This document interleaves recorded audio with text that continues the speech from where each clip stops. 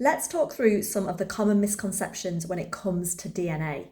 So I've got three misconceptions for you. The first one is probably the most obvious one, but a lot of students mix up their bases. They forget that there is no thymine in RNA, only in DNA. So you should never be talking about thymine or using the letter T when you're talking about bases in RNA. Instead, RNA has uracil in place of thymine. So we should only be using the letter U with our A's, G's, and C's if the question is about RNA. The second misconception, I found that some students think that DNA replication and cell division are the same thing, but they are not. So DNA replication happens before cell division.